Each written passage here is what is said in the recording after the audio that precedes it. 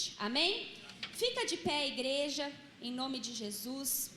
Vamos ao momento da palavra. Vamos orar antes de começar, amém? Senhor Deus, em nome de Jesus, ó Pai, abençoa, Deus, a palavra desta noite, ó Pai. A palavra é tua, é o Senhor que opera, é o Senhor que faz prodígios, milagres e maravilhas em nosso meio, ó Deus. E nós cremos que o teu Espírito já está aqui entre nós, ó Deus. Nos dê a tua palavra revelada, que a tua palavra penetre nos nossos corações e que ela venha gerar em nós uma fé salvadora e uma fé que gera milagres. Em nome de Jesus. Amém? Nesta noite nós estamos começando uma nova campanha, né? Quinta de Milagres. Para a glória do Senhor, nós teremos aí, creio que por enquanto, 10 quintas-feiras, que o pastor Luiz escreveu essa campanha. Ele colocou os temas de cada quinta-feira e vai ser muito abençoado, eu tenho certeza. Amém? E hoje o tema desta noite é o milagre da multiplicação. Vamos abrir a palavra do Senhor lá em Marcos 6. Nós vamos ler do versículo 30 ao versículo 44. Amém? Marcos 6, do versículo 30. Vamos lá? Os apóstolos voltaram à presença de Jesus e lhe relataram tudo o que tinham feito e ensinado. E ele lhes disse: venham repousar um pouco à parte, num lugar deserto. Isto porque eles não tinham tempo nem para comer, visto serem muitos os que iam e vinham. Então foram de barco para um lugar deserto à parte. Muitos, porém, os viram sair e, reconhecendo-os, correram para lá, a pé, de todas as cidades, e chegaram antes deles. Ao desembarcar, Jesus viu uma grande multidão e compadeceu-se dela, porque eram como ovelhas que não têm pastor, e começou a ensinar-lhes muitas coisas. Como já era bastante tarde, os discípulos se aproximaram de Jesus e disseram: este lugar é deserto e já é bastante tarde. Mande essas pessoas embora, para que, indo pelos campos ao redor e pelas aldeias, comprem para si o que comer. Jesus, porém, lhes disse: deem vocês mesmos de comer a eles. Mas eles disseram: iremos comprar 200 denários de pão para lhes dar de comer? E Jesus lhes disse: quantos pães vocês têm? Tratem de descobrir. Eles foram se informar e responderam: 5 pães e 2 peixes. Então Jesus lhes ordenou que todos se assentassem em grupos sobre a relva verde. E eles o fizeram, repartindo-se em grupos de 100 e de 50. Jesus, pegando os 5 pães e os 2 peixes, erguendo os olhos para o céu, os abençoou. Depois partiu os pães e os deu aos seus discípulos, para que os distribuíssem, e também repartiu os 2 peixes entre todos. Todos comeram e se fartaram. E ainda recolheram 12 cestos cheios de pedaços de pão e de peixe. Os que comeram os pães eram 5.000 homens. Aleluia! Glória a Deus. Você pode tomar o seu lugar. Então aqui, irmãos, nós vemos a primeira multiplicação de pães e peixes, né? Como está intitulado aí na Bíblia. Não sei se na de você está, mas na minha está a primeira multiplicação de pães e peixes. Bem, esse milagre é o que está mais relatado dentre os milagres que Jesus operou, porque nós vemos esse milagre em todos os evangelhos. Nós temos esse milagre relatado em Mateus, em Marcos, em Lucas e também temos no evangelho de João. Amém? Agora, antes de falarmos um pouquinho sobre o milagre da multiplicação, eu queria falar um pouquinho com vocês sobre milagres, né? Sobre essa campanha. E é tão difícil, né, igreja, a gente explicar o que é um milagre. A gente tem um dicionário bíblico lá em casa, muito bom, né? Por sinal que a gente usa muito ele. E abri o dicionário para ver o que era milagre. E ele disse assim, o dicionário, que é difícil explicar o que é milagre. O próprio dicionário bíblico disse que é difícil explicar o que é milagre. E tinha lá duas frases assim. Uma que essa é de C.S. Lewis. Uma, interferência na natureza por um poder sobrenatural. Outra, segunda explicação. Um milagre é um evento no mundo exterior que é trabalhado pelo poder imediato de Deus. Então, irmãos, o milagre é quando Deus faz algo além do que poderia ser realizado de acordo com as leis da natureza humana. Então, o milagre, ele não pode ser explicado pelas leis da natureza humana. Não da forma como a entendemos. E, na verdade, às vezes o milagre está até em desacordo com as leis da natureza que entendemos. Ou até mesmo o milagre pode ser uma violação delas, né? Como o tempo voltar aí para trás. É uma violação, né, do que nós conhecemos. E está além da capacidade intelectual ou científica do homem. Ou seja, aquela frase que eu não sei se você já escutou, mas milagre não se explica. Milagre se vive. Amém? Então, milagre não tem como se explicar pela lógica humana, pela matemática, pela ciência, pela física, pela química. Podem tentar explicar o que é milagre, mas é algo além do entendimento humano. É um poder sobrenatural de Deus. Milagre é algo de uma magnitude espiritual que, porém, nós podemos ver e viver. É algo muito além do que a gente imagina. É algo que acontece na esfera espiritual do poder do Senhor, mas nós podemos ver e viver. Milagres são visíveis, amém? Quem vive um milagre não explica, né? Às vezes a gente vive um milagre. Quem já viveu um milagre?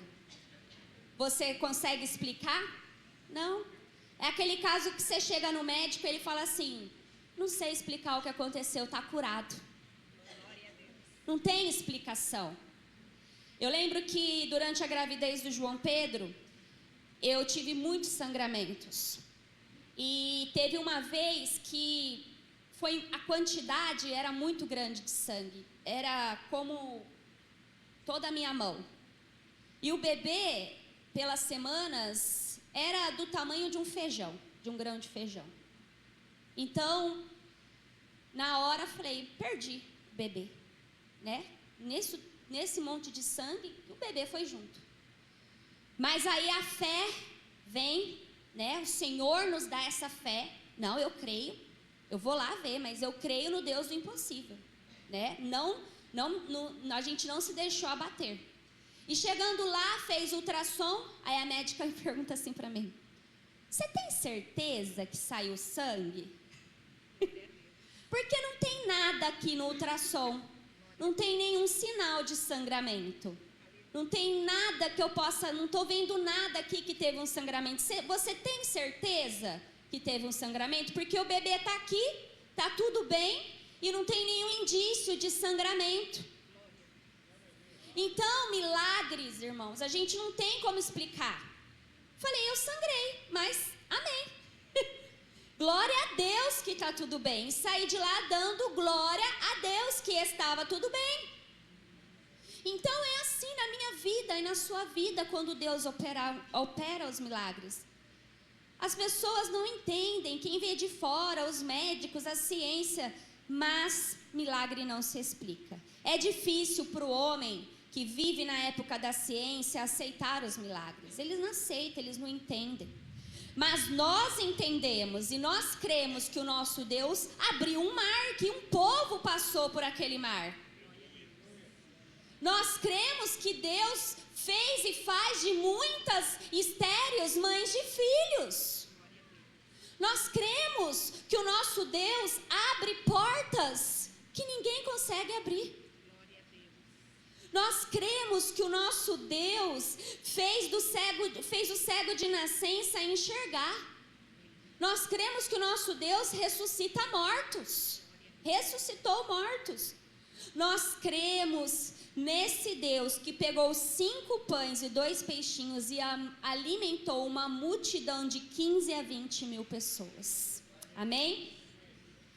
E lá em Hebreus 13:8, esse versículo é até dos versículos da nossa denominação quadrangular. Jesus Cristo é o mesmo ontem, hoje e para sempre. Então, os mesmos milagres, irmãos, nós podemos ver hoje. O Senhor continua operando milagres. Fala para a pessoa que está do seu lado, o seu Deus continua operando milagres.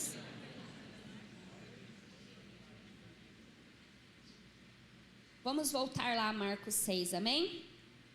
No versículo 31 e 32, o Senhor Jesus falou assim: venham repousar um pouco à parte, num lugar deserto. Jesus falou isso e continua, isto porque eles não tinham tempo nem para comer, visto serem muitos os que iam e vinham. Então foram de barco para um lugar deserto à parte. Bem, Jesus, ele chamou os seus discípulos para irem para um lugar de descanso. Jesus e os seus discípulos estavam muito cansados. A própria palavra diz que eles não tinham tempo nem para comer. Tamanho era o trabalho que eles tinham ali com as pessoas, atendendo as pessoas. Eles estavam sem parar ali, o Senhor estava curando, era uma multidão, o Senhor tendo compaixão, atendendo toda hora as pessoas. Eles estavam cansados e a gente vê o cuidado de Jesus com os seus discípulos, chamando eles ali para o descanso. Vamos para um lugar à parte, né? Um lugar mais tranquilo, para descansar um pouco. Só que eles entraram num barco e foram para um lugar deserto. A palavra fala aqui que era um lugar deserto. Só que a multidão viu eles. Irmão, você sabe como o povo é. A gente não é povo de Deus também? Amém. Você não iria atrás de Jesus? Eu iria. E aí, eles viram que Jesus foram de barco e eles foram por terra. Seguindo, eu fiquei imaginando Jesus e os discípulos lá no barco e o povo por terra seguindo o barco atrás do Senhor. Eu ia estar esse povo aí atrás do Senhor. Só que aí Jesus desembarcou lá com os discípulos. Imagina, você foi descansar. Aí você chegou lá, não vejo a hora de... Imagine os discípulos. Ô, mestre, hein? Vai dar um descanso pra gente, que bom. Quem está assistindo The Chosen já até imagina que eles falando lá. O Senhor vai dar um descanso pra gente, né? O mestre. Não, ele fica quieto, senão ele vai puxar a nossa orelha. Aí chega lá aquela multidão. Nosso descanso não vai rolar pelo jeito, né? Os discípulos devem ter pensado. E aí Jesus desembarcou e Jesus viu aquela grande multidão. Só que a palavra fala, olha o versículo 34. Ao desembarcar, Jesus viu uma grande multidão e compadeceu-se dela, porque eram como ovelhas que não têm pastor, e começou a ensinar-lhes muitas coisas. Irmãos, Jesus teve compaixão pela multidão, por isso que ele se compadeceu. Sabe, o significado dessa palavra, compaixão, quer dizer que Jesus teve bondade por aqueles que estavam em uma situação de dificuldade. O Senhor viu que eles estavam em uma situação de dificuldade e o Senhor teve bondade, teve amor, teve compaixão por eles. Isso é misericórdia de Deus. Então Jesus estava indo descansar, só que aquela multidão não era um estorvo para o Senhor, não. Aquela multidão era amada pelo Senhor Jesus. Jesus acolheu as pessoas, Jesus socorreu as pessoas. as pessoas, cuidar, socorrer, amparar as pessoas, era mais importante para Jesus do que aquele descanso. E assim deve ser o nosso coração, irmãos, em relação àqueles que precisam. Nós temos que olhar para as pessoas com esse olhar de Cristo, com esse olhar que acolhe, que tem bondade, que tem misericórdia, com este olhar e com essa atitude de socorrer as pessoas, assim como Jesus socorreu aquela multidão, e assim como Jesus tem socorrido eu e você a cada dia. Amém? E Jesus, irmãos, ele ensinou a multidão sobre muitas coisas sobre o seu reino, suprindo a necessidade que elas tinham de conhecer o reino do Senhor. Mateus, no Evangelho de Mateus e de Lucas, fala que ele curou os enfermos que estavam ali, atendendo às necessidades físicas da multidão. E Jesus alimentou também aquela multidão, simbolizando que ele era o pão da vida. Então, Jesus não só acenou para a multidão, não. Ele ensinou, ele curou e ele alimentou a multidão.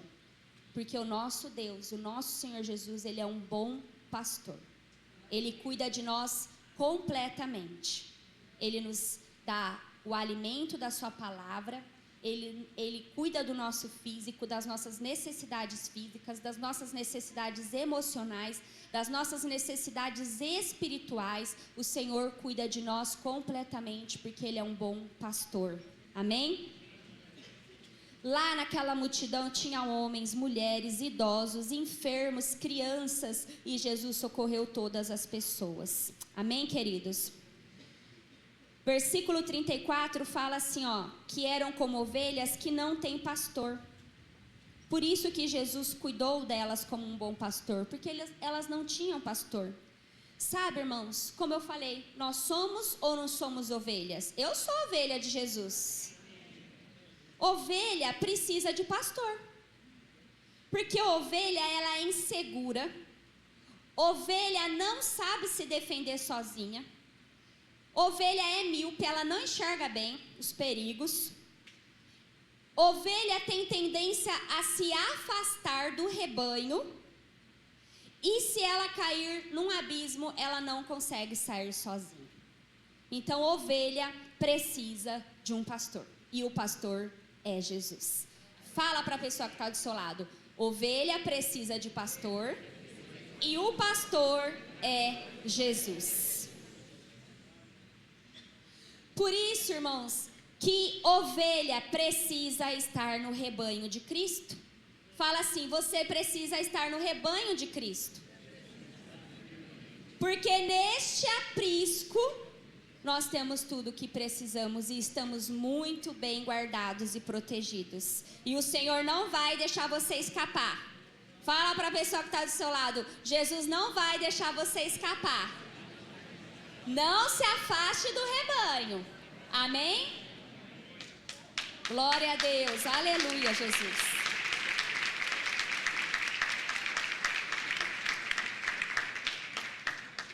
E depois de ensinar e curar aquela multidão, surgiram aí alguns problemas. Bem, vamos ler versículo 35 ao 38. Como já era bastante tarde, os discípulos se aproximaram de Jesus e disseram: este lugar é deserto e já é bastante tarde. Mande essas pessoas embora, para que, indo pelos campos ao redor e pelas aldeias, comprem para si o que comer. Jesus, porém, lhes disse: deem vocês mesmos de comer a eles. Mas eles disseram: iremos comprar 200 denários de pão para lhes dar de comer?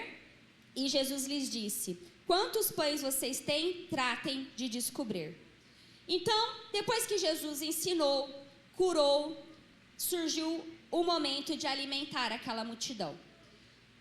Irmãos, aquela situação era um problema. Por quê? Era tarde. As pessoas estavam com fome. Crente tem fome, não tem? Ô, glória! O lugar era deserto. Lembra que eles foram para o lugar deserto? Ou seja, o vilarejo próximo era longe, não era próximo. Não tinha vilarejo tão próximo. não tinha um lugar tão próximo para se comprar comida. Esse era o segundo problema. Então, era tarde, as pessoas precisavam comer. O lugar era deserto, afastado, então não tinha um lugar tão próximo para comprar. E se ainda assim tivesse um lugar para comprar comida, talvez a comida disponível não seria o suficiente para aquela multidão. Então, era um terceiro problema. Conseguir a quantidade suficiente de comida era um problema. Além disso, não tinha recurso financeiro, não tinha dinheiro para comprar comida para tantas pessoas. 200 denários seria o que valia aí a 7 meses de trabalho de uma pessoa. E lá em João, ainda sobre esse assunto, João 6,7, Filipe falou assim para Jesus: nem 200 denários de pão seriam suficientes para que cada um recebesse um pedaço. Então, talvez 200 denários daria para comprar um pedaço, não seria nem um pão inteiro. Então, eles estavam realmente aí com um grande problema. E Jesus falou o que para os discípulos? Deu uma ordem para que eles alimentassem a multidão. Então, os discípulos, irmão, eles estavam nervosos, tudo atrapalhado, falando assim: o mestre nos deu uma ordem para alimentar essa multidão. O que nós vamos fazer? Né? E não tinha tinha todos esses problemas que eu falei para vocês. Então, faltava provisão e faltava recurso.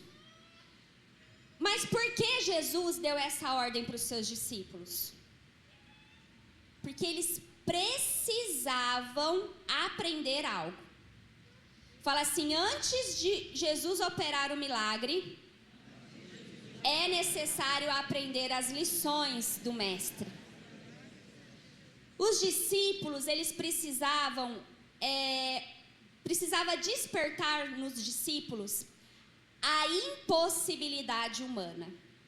Pois é, aqueles discípulos tinham que ver a impossibilidade humana de resolver aquela questão. Eles precisavam entender que realmente eles não podiam resolver aquele problema. E eles precisavam disso para reconhecer que só Jesus poderia trazer a solução.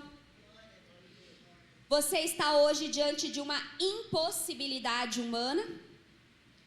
Você está olhando para todos os lados e você não vê uma saída? Você está fazendo contas e não bate? Você está fazendo contas e o recurso não é suficiente? Você procurou ajuda para esse problema, mas nenhum humano te deu a solução? Então é nesse cenário que Deus opera milagres. É quando não há, irmãos, o que homens possam fazer por nós. É quando é só o Senhor que pode fazer e operar. Quando não tem solução humana, tem solução divina. Fala para quem está do seu lado: quando não tem solução humana, tem solução divina. E é nessa hora, irmãos, que nós não podemos perder a esperança. Entende? Então, quando a conta não estiver batendo, quando você não vê saída, quando a porta não abre, quando vem um não, quando as pessoas não te dão uma saída, uma escolha, uma alternativa, é nessa hora que você precisa ter fé. É nessa hora que você precisa ter esperança. É nesse cenário que você precisa ter fé para viver o sobrenatural. A fé é um requisito para o milagre.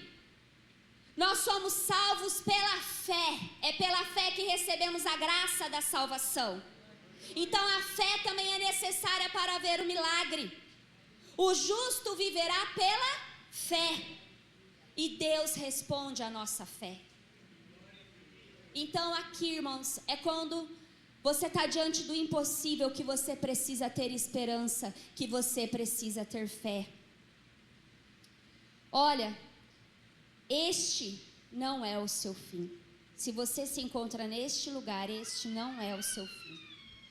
Sabe, nós estamos estudando devocional e lá em 1 Reis 17 eu me lembrei que Elias foi até a viúva, né? e pediu para ela comida, mas estava havendo uma grande seca. E olha o que aquela mulher disse para o profeta: tão certo como vive o Senhor, seu Deus, não tenho nenhum pão assado. Tenho apenas um punhado de farinha numa panela e um pouco de azeite num jarro. E como você pode ver, apanhei 2 pedaços de lenha. Vou preparar esse resto de comida para mim e para o meu filho. Vamos comer e depois morreremos de fome. Ela achou que seria o fim dela. Ela achou que aquela ia ser a última refeição dela e do filho. E depois eles iriam morrer de fome. Talvez você precisa de algo, queridos, que só o Senhor pode fazer esse milagre. E talvez você está achando que esse é o seu fim. Mas a palavra do Senhor diz que não foi o fim dela e não é o seu fim. Ela obedeceu o profeta, fez o pão para ele, e depois a palavra diz que não faltou azeite no jarro e não faltou farinha naquela panela. Houve o milagre da multiplicação. Amém? Só que ela colocou nas mãos de Deus, do homem de Deus, que ali representava Deus.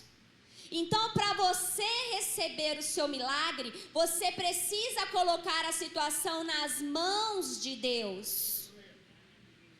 Os discípulos conseguiram encontrar um menino que tinha um lanche bem simples: 5 pães de cevada, está escrito no Evangelho de João, e 2 peixinhos. E eles pegaram o que eles encontraram e colocaram nas mãos de Jesus. Eles pegaram o que eles encontraram e colocaram nas mãos de Jesus. Entende, irmãos, por quê? Que não é eu ou você que vamos resolver o problema ou do impossível, do milagre, mas precisa ser colocado na mão de Jesus, porque é Ele que vai resolver, é Ele que vai operar.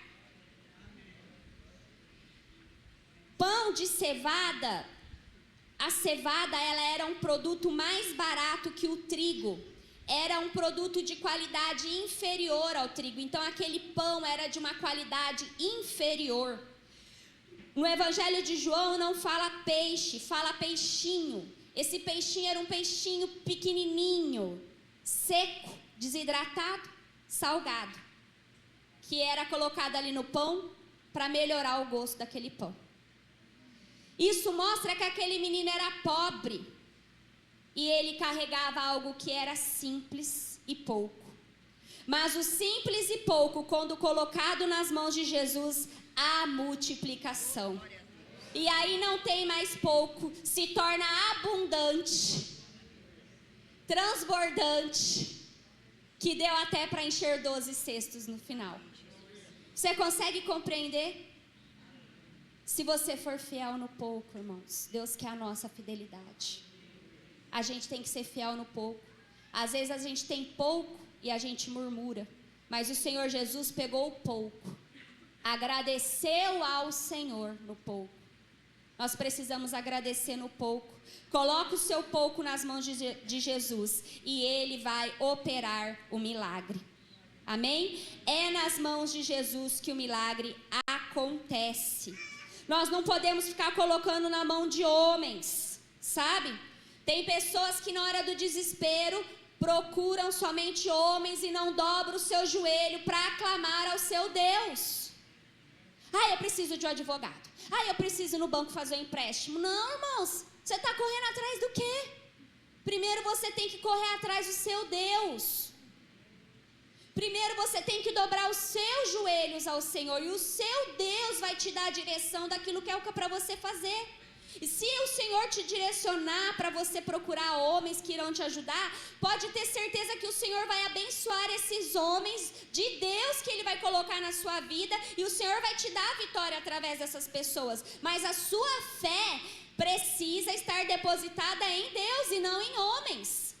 Você tem que colocar o seu problema nas mãos de Jesus. Amém? Lá em 2 Reis 1, o rei Acasias, ele ficou ferido. Aí ele falou assim para os mensageiros deles: vai lá e consulta o Deus de Ecrom para saber se essa minha enfermidade é para a morte ou não. Aí o Senhor foi lá e falou para o profeta Elias encontrar com os mensageiros e falar assim para eles: não há Deus em Israel para que vocês estejam indo visitar o Deus de Ecrom? E o Senhor nos manda um aviso essa noite: não há Deus sobre Israel, não há Deus sobre a sua vida, não há Deus sobre a sua casa, para que você esteja colocando os seus problemas nas mãos de outras pessoas e não nas mãos do Senhor Jesus? Igreja, nós temos que aprender que só o Senhor é Deus, só o Senhor é Deus. Ele não divide a glória dele com ninguém, ele não aceita que nós adoremos outras pessoas, outros deuses, mas nós temos que clamar ao nosso Deus, porque há Deus em Israel, há Deus sobre essa igreja, há Deus sobre a minha vida, há Deus sobre a sua vida, em nome de Jesus, amém? Você pode aplaudir Jesus?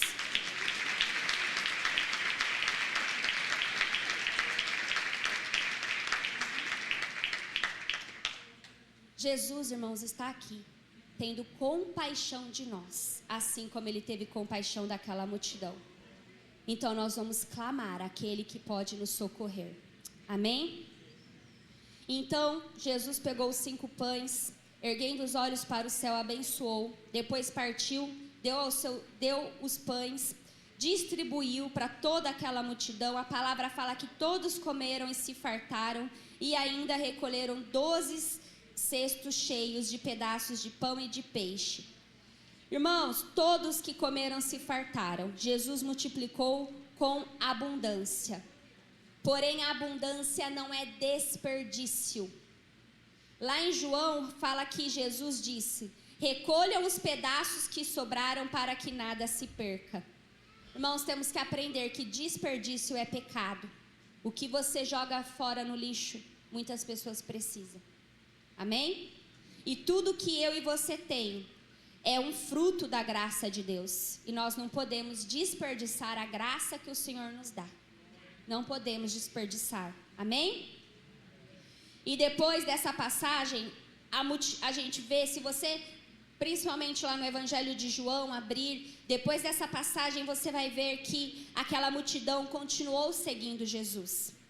Mas eles seguiram Jesus porque eles queriam mais pão e não pelo que Jesus era. Sabe, igreja, nós estamos em uma campanha de milagres, porque nós cremos que o nosso Deus é um Deus que continua operando milagres.